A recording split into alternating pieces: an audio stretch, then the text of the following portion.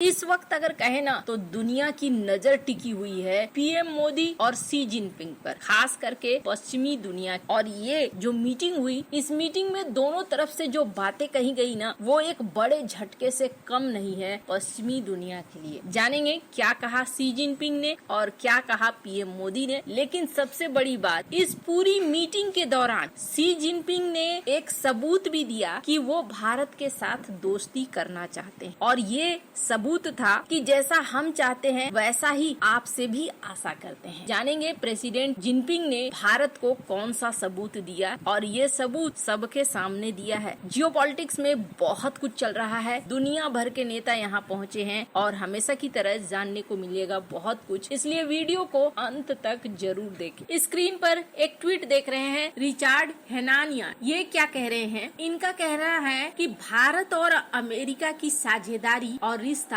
सिर्फ बर्बाद हुआ इस वजह से कि पाकिस्तान ट्रंप को गले लगाने को तैयार था और पीएम मोदी ट्रंप को नोबेल प्राइज के लिए नॉमिनेट नहीं करना चाहते थे। और मोदी अब शी जिनपिंग से मिल रहे हैं, पुतिन से मिल रहे हैं। भारत ने ये बिल्कुल नहीं कहा है कि हमने अमेरिका को छोड़ दिया, लेकिन आप देखिए ये ट्वीट किस तरीके से कर रहे हैं। ये दिखलाना चाहते हैं कि भारत पाकिस्तान का मुद्दा ही मेन था और नोबेल पुरस्कार ही मेन था। हालांकि जेफरीज ने भी यही बात कही है, लेकिन सवाल ये पैदा होता है कि इस मुद्दे को लेकर आप टैरिफ पर टैरिफ लगा रहे हैं, सामने वाले को सोच रहे हैं कि वो झुके, और फिर आप अपनी बात दोनों तरीके से मनवाओगे कि नोबेल पुरस्कार के लिए भी हाँ कहो और दूसरी तरफ हमें एग्रीकल्चर सेक्टर में घुसने भी दो। और शायद ये सब कुछ हो भी जाता, लेकिन हुआ क्या? हुआ ये कि चाइना की तरफ से यहाँ पर अप्रैल से ही तैयारी शुरू हो गई थी। भारत के ऊपर तो टैरिफ बाद में लगा, लेकिन चाइना पहले ही भांप चुका था और पहले ही प्लान कर चुका था कि हमें क्या करना है आगे। और यही वजह है कि कथित तौर पर सीक्रेट चिट्ठी भारत को भेजी गई शी जिनपिंग के द्वारा, और जिसका फल ये देखने को मिल रहा है कि भारत की तरफ से पहले जयशंकर गए, अजीत डोभाल गए, राजनाथ सिंह गए और अब पीएम मोदी पहुँचे हुए हैं चाइना। और इसको लेकर अमेरिका में अभी से चिल्लम चिल्ली मचनी शुरू हो गई है। माइकल मैकॉल, इनके ट्वीट को देख सकते हैं, जिन्होंने ये कहा कि ये सब ट्रंप की वजह से हुआ है कि आज मोदी शी जिनपिंग और पुतिन के साथ बैठे हुए हैं। पिछले साल तक भारत और चाइना युद्ध लड़ रहा था और आज ये एक साथ बैठे हुए हैं। पीएम मोदी का यहाँ पर स्वागत भी बड़े अच्छे तरीके से किया गया। एक वीडियो आप देख सकते हैं, वंदे मातरम का बड़ा ही अच्छा धुन निकाला गया है।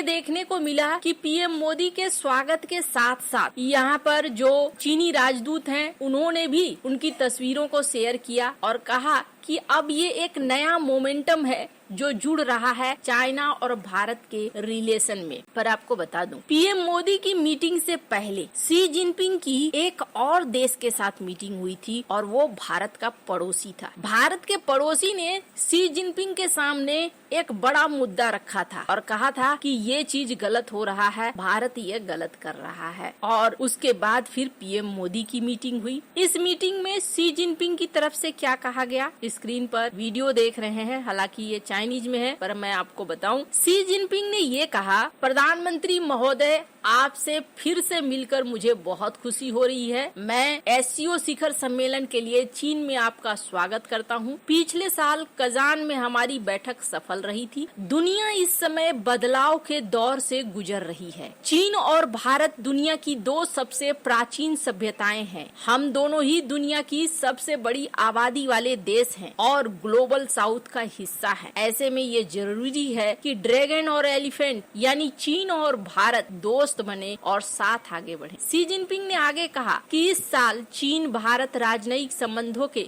75वीं वर्षगांठ है। दोनों देशों को अपने संबंधों को रणनीतिक और दीर्घकालिक दृष्टिकोण से संभालने की जरूरत है। हमें मल्टीपल ऑर्डर और मल्टीपोलर और अंतर्राष्ट्रीय संस्थानों में अधिक लोकतंत्र को बनाए रखने की अपनी ऐतिहासिक जिम्मेदारी को निभानी होगी। हमें एशिया और विश्व में शांति समृद्धि के लिए मिलकर काम करना होगा। ये बात कही गई शी जिनपिंग के द्वारा। पीएम मोदी की तरफ से क्या कहा गया, स्क्रीन पर एक वीडियो देख रहे हैं। पीएम मोदी की तरफ से भी एक बयान दिया गया जिसमें उन्होंने कहा कि एससीओ शिखर सम्मेलन के लिए आपको बधाई। साथ ही साथ उन्होंने ये भी कहा कि हम दोनों देशों के बीच जो संबंध है और सहयोग है वो 2.8 अरब लोगों के हित से जुड़े हुए हैं। ऐसे में दोनों देशों के अच्छे रिश्ते मानवता के लिए जरूरी हैं। पीएम मोदी ने ये भी कहा हम आपसी विश्वास, सम्मान और संवेदनशीलता के आधार पर अपने संबंधों को आगे बढ़ाने के लिए प्रतिबद्ध हैं। प्रधानमंत्री नरेंद्र मोदी और चीनी राष्ट्रपति शी जिनपिंग की बैठक एक ऐसे माहौल में हो रही है जहां बदलाव हो रहा है। कहा जा रहा है कि अब यहां पर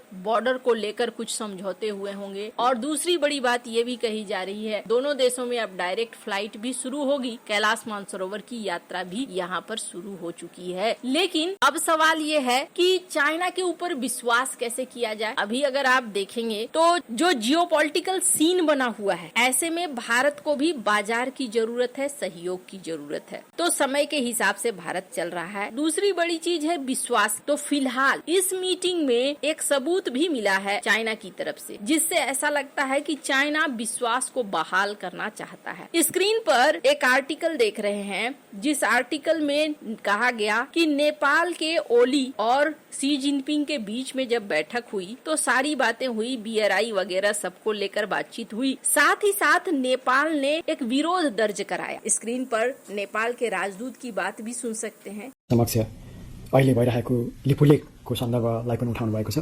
त्यस विषयमा सामान्य प्रधानमन्त्रीले खास गरेर सन् 1816 को सुगौली सन्धिले नेपालको सीमा निर्धारण गरेको हो र त्यो अनुसार महाकाली पूर्वका सबै भूभागहरू नेपाली भूभाग हुन्, सार्वभौम भूभाग हुन् नेपालको, र त्यो भूभाग प्रयोग गर्ने गरी लिपुलेखको प्रयोग गर्ने गरी भएको जुन सम्झौता छ त्यो सम्झौता हुन हुँदैन थियो र चीन सरकारले त्यस सम्झौतालाई पालना नगरोस् र त्यो सम्झौताका सम्बन्धमा नेपालको इन्होंने कहा कि हाँ, हमने मीटिंग में विरोध दर्ज कराया था। और विरोध किस बात का था कि लिपुलेख हमारा हिस्सा है, आप लिपुलेख से व्यापार की बात कर रहे हैं, वो ठीक नहीं है। अब यहाँ पर सबकी निगाह थी कि ये जो जॉइंट मीटिंग हुई, इस मीटिंग के बाद जो रीड आउट आएगा, स्टेटमेंट आएगा, उसमें लिपुलेख का जिक्र रहता है या नहीं रहता है। स्क्रीन पर एक आर्टिकल देखिए। शी जिनपिंग ने उसमें लिपुलेख का कोई जिक्र नहीं किया, नेपाल और भारत के विवाद का कोई जिक्र नहीं किया। एक बड़ा संकेत है कि इस वक्त चाइना नहीं चाहता है कि भारत के साथ किसी भी तरीके से संबंध बिगड़े। अब सवाल ये है कि एससीओ की जो बैठक होगी, उस एससीओ की बैठक में फाइनल जो रीड आउट होगा उसमें क्या होता है वो भी देखने वाली बात होगी। पर फिलहाल के लिए इकोनॉमिक तौर पर भारत और चाइना के रिलेशंस ठीक होते हुए दिख रहे हैं। आपको क्या लगता है इन सब मामले में, आपकी क्या राय है, कमेंट कर जरूर बताएं। जल्द मिलते हैं अगले वीडियो में नई खबर के साथ।